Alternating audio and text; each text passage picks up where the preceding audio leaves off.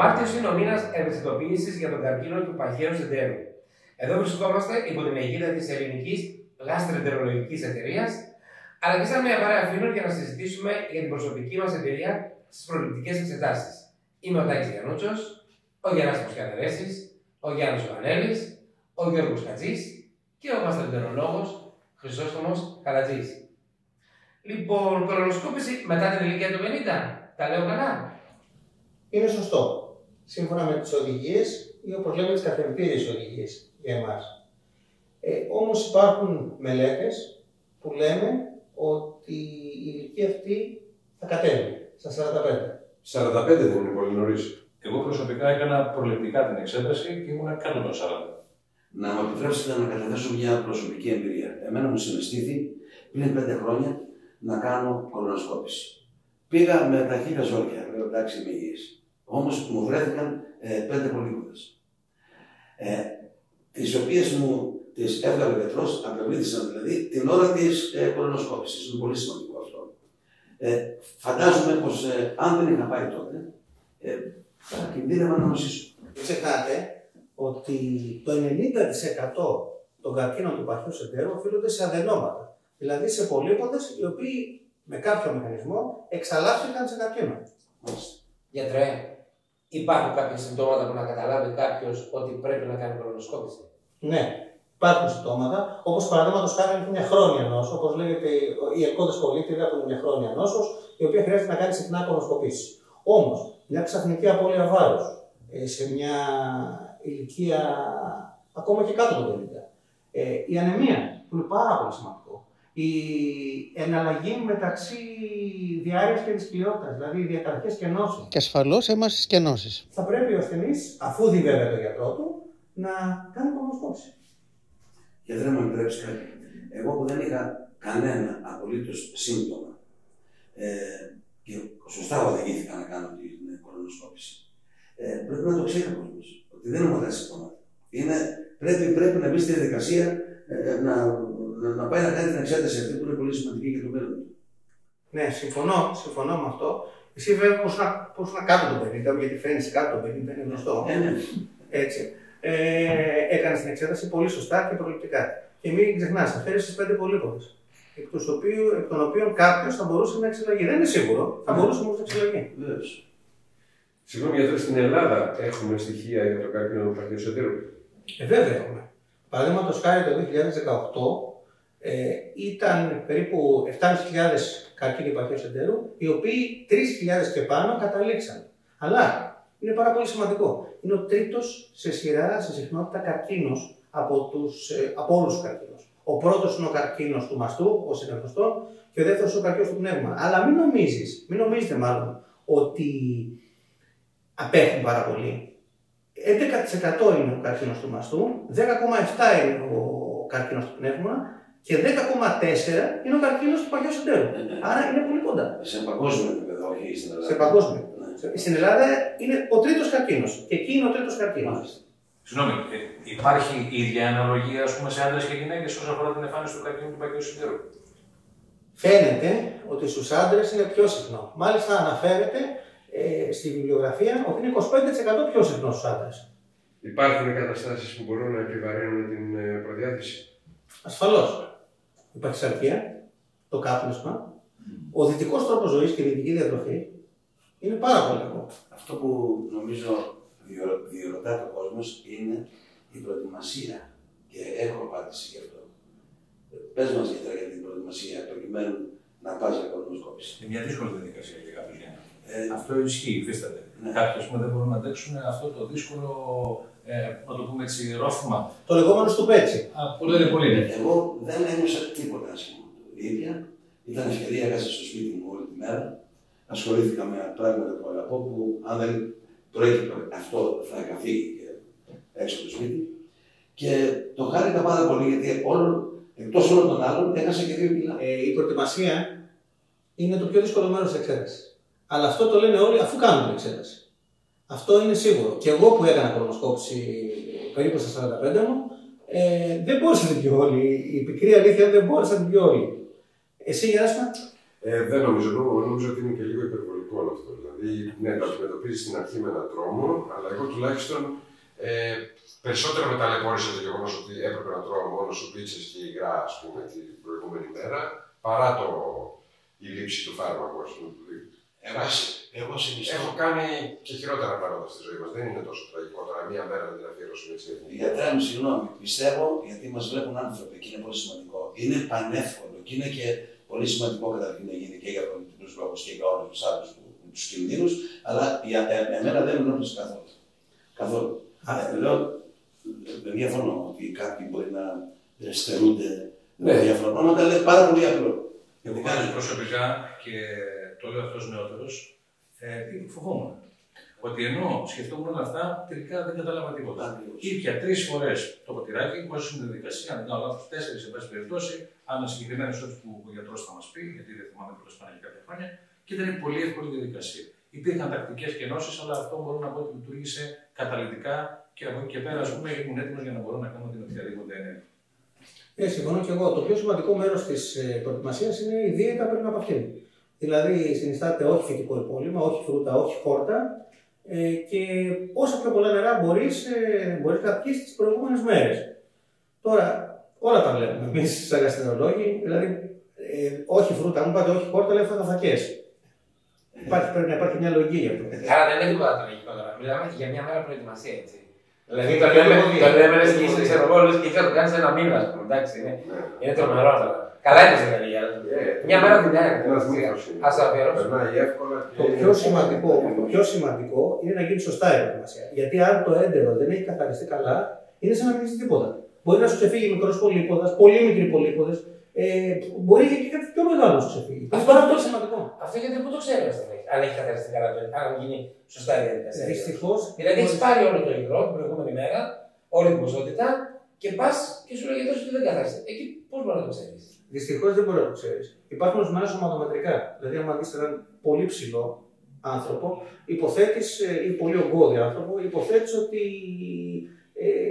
δεν θα καθαρίσει καλά. Οπότε διαλέγει την προετοιμασία. Παίζουμε λίγο με την προετοιμασία, δηλαδή όταν βλέπουμε τον ασθενή. Γι' αυτό και είναι απαραίτητο λέω, να μην κλείνονται τηλεφωνικά ραντεβού για κολονοσκόπηση. Πρέπει να τον δει τον ασθενή. Πρέπει να δει τι φάρμακα παίρνει, αν παίρνει αντιπικτικά, αν παίρνει φάρμακα για την πίεση, αν παίρνει φάρμακα για το ζάχαρο, αν έχει κάποια ιδιαιτερότητα ο ασθενής, ότι δεν μπορεί να πάρει γράμμα, παραδείγματος χάρη. Πρέπει να τα ξέρει όλα. Γι' αυτό και χρειάζεται οπωσδήποτε επίσκεψη στον γαστρενολόγο πριν κάνει την κολονοσκόπηση. Έχει έρθει ασθενής προετοιμασμένος και να τον διώξει, να μην είναι έτοιμος. Πολλές φορές. Να είναι ημιτελής στην προετοιμασία. Μάλιστα, το χειρότερο πράγμα που έχω δει ποτέ στη ζωή μου είναι μια κυρία που την προετοίμασα, συνάδελφος και όλος γιατρός, την προετοίμασα 7 μέρες. Την έκανα, δεν είχε καθαρίσει. Σαν να μην είχε κάνει τίποτα. Την ξανά έκανα με πιο πολλά, πάλι δεν είχε καθαρίσει. Πάλι σαν να μην είχε τίποτα, με διπλάσια προετοιμασία. Τρίτη φορά το ίδιο. Και τελικά αποφασίσαμε την ίδια να κάνει 7 μέρες σταδιακή προετοιμασία και μόνο τότε καθάρισε. Η διαδικασία είναι απλή, δεν υπάρχει φόβος και είμαι και μια. Στην δικιά μου περίπτωση, δηλαδή, εμένα μου αρέσει και η μέθη. Ξέρεις ότι έγινε η κολονοσκόπηση και ξύπνησα και δεν κατάλαβα τίποτα. Ούτε έχει συνέπειες μετά. Και είχε και μια ευεξία, υπήρχε και μια ευεξία γιατί νιώθεις μια επαναφορά. Εγώ θέλω να ρωτήσω το εξής, επειδή με τη μέθη δεν καταλαβαίνεις τίποτα. Πώς αφαιρούνται οι πολύποδες? Η επεμβατική γαστρεντερολογία τα τελευταία 10 χρόνια έχει προχωρήσει πάρα πολύ. Γίνονται ακόμα και εκτομές πολύ μεγάλων πολυπόδων. Πολύ μεγάλο, δηλαδή τόσο μεγάλο που τρομάζει όταν του βλέπει. Ο Αδάης εννοείται, έτσι. Όμως, αυτό που θέλω να πω είναι ότι δεν αφαιρούνται όλοι οι πολύποδες. Υπάρχουν σημεία στους πολύποδες που το κάνει απαγορευτικό να αφαιρεθούν. Και μετά προχωρά σε χειρουργείο. Θέλω να πω ότι η επεμβατική γαστρεντερολογία, δηλαδή το κομμάτι που κάνει την πολυπεκτομή, που κόβει τον πολύποδα, είναι κάτι το οποίο είναι συνήθως ένα συγκεκριμένο ραντεβού. Δηλαδή, αν είναι κάποιο μεγάλο πολύποδας που μπορεί να αφαιρεθεί, έρχεσαι σε δεύτερο ραντεβού για να αφαιρεθεί αυτό ο πολύποδας. Υπάρχουν ορισμένα σημεία, παραδείγματος χάρη όταν ο πολύποδας δεν ανυψώνεται, όπως λέμε εμείς. Ή άμα έχει μια κεντρική εμβύθυνση, είναι ορισμένες λεπτομέρειες αυτές που έχουμε εμείς, που μπορεί να οδηγηθεί κάποιος στο χειρουργείο. Εκεί υπάρχουν ίχνη ότι ο πολύποδας δεν είναι καλός. Δεν είναι όλοι οι πολύποδες καλοί. Ένας πολύ μεγάλος πολύποδας έχει μεγάλη πιθανότητα να έχει εξαλλαγή ήδη. Βέβαια, μπορεί να έχει εξαλλαγή μόνο επιφανειακά. Και αυτό τι μας δείχνει? Μας δείχνει ότι όταν τον κόψεις, είναι ίαση. Μπορούμε να κάνουμε κάτι εμείς για να μειώσουμε το ποσοστό λίγο? Κοίταξε, το βασικότερο είναι να απομακρυνθεί ο δυτικός τύπος διατροφής. Δηλαδή η μεσογειακή διατροφή που έχουμε εμείς είναι η καλύτερη διατροφή που μπορεί να κάνει ένας άνθρωπος. Άλλες συνήθειες όπως το κάπνισμα και η καθιστική ζωή, που η καθιστική ζωή, π.χ. εγώ, η ζωή μου είναι καθιστική και η εργασία μου δεν έχει τόσο μεγάλη ενέργεια. Και η δική σου το ίδιο. Όμως βρίσκω χρόνο να μπορώ να αθληθώ. Η άθληση είναι ένα απλό περπάτημα, δεν χρειάζεται να είναι τίποτα φοβερό. Η απομάκρυνση από το δυτικό τρόπο διατροφής, δηλαδή η μεσογειακή δίαιτα, εμείς έχουμε την καλύτερη δίαιτα. Φρούτα, χόρτα, όσπρια. Εμείς το κρέας είναι το τελευταίο που τρώμε. Και ασφαλώς το κάπνισμα. Το κάπνισμα και κακές συνήθειες. Ο δυτικός τρόπος διατροφής περιλαμβάνει μέσα πάρα πολλά συντηρητικά. Και όχι μόνο συντηρητικά, και επεξεργασμένες τροφές με κάποιους συγκεκριμένους τρόπους, οι οποίοι τρόποι οι ίδιοι οθούν σε καρκίνο. Ένα πολύ απλό. Τα πολλά νητρόδη, δεν έχει σχέση με το καρκίνο του παχαιοστέρου, αλλά είναι κάτι. Τα πολλά νητρόδη που βάζουν οι Ιάπωνες στη διατροφή τους. Παντού υπάρχουν. Ναι, παντού υπάρχουν νητρόδη. Αν διαβάσεις τα προϊόντα του Τα πολλά νητρόδη προδιαθέτουν για τον καρκίνο του στομάχου. Και τα τρανς λιπαρά. Τα τρανς λιπαρά. Η κολονοσκόπηση θεωρείται χειρουργική επέμβαση? Όχι απόλυτα. Άμα αφαιρέσει πολύποδες, θεωρείται είναι επεμβατική κολονοσκόπηση πλέον. Επεμβατική γαστρεντερολογία. Το χειρουργείο, υπάρχουν οι μεγάλες πολυποδεκτομές, είναι σχεδόν χειρουργείο. Μεγάλες πολυποδεκτομές. Θέλω να πω κάτι το οποίο δεν το έχουμε αναφέρει μέχρι τώρα. Η διαφορά της κολονοσκόπησης από ιατρείο σε ιατρείο. Δηλαδή, η κολονοσκόπηση πρέπει να την κάνεις στο ιδιωτικό ιατρείο, στο δημόσιο νοσοκομείο, πού να την κάνεις την κολονοσκόπηση. Θέλω να πω την κολονοσκόπηση να την κάνεις αφού δεις τον γιατρό σου όπου μπορείς. Δηλαδή και το ιδιωτικό, οι ιδιώτες γαστρεντερολόγοι κάνουν την καλύτερη δυνατή δουλειά. Δίνουν και αυτοί μέθη, ο ασθενής βρίσκεται σε αυτή την κατάσταση που είναι και στο νοσοκομείο. Και στο δημόσιο νοσοκομείο ακριβώς τα ίδια πράγματα. Θέλω να περάσω το μήνυμα πως η κολονοσκόπηση σαν προληπτική εξέταση πρέπει να γίνεται είτε στο ιδιωτικό ιατρείο, είτε στο δημόσιο νοσοκομείο, είτε στο ιδιωτικό νοσοκομείο. Πρέπει να μάθει ο Έλληνας, όπως υποχρεώνει στο εξωτερικό η ιδιωτική ασφάλεια των ξένων να κάνει κολονοσκόπηση πάνω από τα 50, πρέπει να μάθει ο Έλληνας να πηγαίνει στον γαστρεντερολόγο του ή στον παθολόγο του που θα το στείλει στον γαστρεντερολόγο, ώστε να βάλει αυτή την προληπτική εξέταση μέσα σε εξετάσεις. Και ξέρετε μετά το αποτέλεσμα. Θα μειωθεί ο καρκίνος του παχαιοστέρου. Ο καρκίνος του παχαιοστέρου είναι καρκίνος ο οποίος προλαμβάνεται να κάνει την εξέταση. Άρα το γενικό μήνυμα σε άντρες και γυναίκες είναι να μην υπάρχει φόβος. Ναι, συμφωνώ απόλυτα. Συμφωνώ απόλυτα. Πρέπει να μπει στη συνείδηση του κόσμου ότι είναι μία προληπτική εξέταση. Δεν πρέπει να φοβάται ο κόσμος να την κάνει την εξέταση. Πρέπει να συμβουλεύεται τον παθολόγο του και τον γαστρεντερολόγο του, ή τον παθολόγο ή τον γαστρεντερολόγο, γιατί εμείς έχουμε την πολυτέλεια να μας δει ο παθολόγος πριν.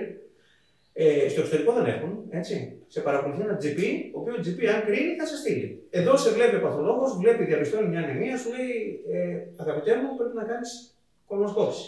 Είσαι στην ηλικία των 50 και πρέπει να κάνεις κολονοσκόπηση. Αυτό είναι. Πρέπει να μπει λοιπόν στη συνείδηση ότι είναι μια προληπτική εξέταση και δεν πρέπει να υπάρχει φόβος γι' αυτό. Γιατρέ μου, για να κλείσουμε κάπως αισιόδοξα, να πούμε ότι η ζωή δεν έχει σχέση με ηλικίες. Σε ό,τι η ηλικία και να είσαι, η ζωή είναι πάντα μπροστά. Γιατί είναι πολύ σημαντικό να το ξέρουμε αυτό. Γιατί μιλάμε για τις ηλικίες με έναν τρόπο ότι θα πάθουμε κάτι. Δεν θα πάθουμε τίποτα αν μπούμε στη διαδικασία και της γνώσης και της πρόληψης. Να σου πω κάτι, Γιάννη. Η ζωή είναι πολύ ωραία. Έχω δει πάρα πολλούς ανθρώπους που φεύγουν από αυτή τη ζωή. Ναι. Όσο πόνο και να είχαν, ούτε ένας από αυτούς δεν ζήτησε να μην παραταθεί λίγο η ζωή του, έστω και ένα δευτερόλεπτο. Άρα αυτό τι σημαίνει? Σημαίνει ότι η ζωή είναι πάρα πολύ ωραία. Έτσι λοιπόν μπορούμε να κάνουμε ό,τι μπορούμε για να την παρατείνουμε. Εγώ λέω να μείνουμε στο θετικό της ιστορίας, γιατρέ, ότι ο καρκίνος του παχαίου σεντέρου προλαμβάνεται. Είναι πολύ σημαντικό αυτό. Ότι μπορούμε να τον βρούμε από πριν. Κολονοσκόπηση λοιπόν στα 50 ή και νωρίτερα, δεν είναι τίποτα. Και σε ευχαριστούμε πάρα πολύ για τα φώτα σου, για τις γνώσεις σου και τις εμπειρίες σου. Ευχαριστούμε πολύ Γεράσιμε και για όλα αυτά. Ευχαριστούμε πολύ Γιάννη. Ευχαριστούμε πολύ Γιώργο. Και φυσικά την ελληνική γαστροεντερολογική εταιρεία. Θέλω να σας ευχαριστήσω όλους για την ανιδιοτελή σας συμμετοχή. Είναι πάρα πολύ σημαντικό.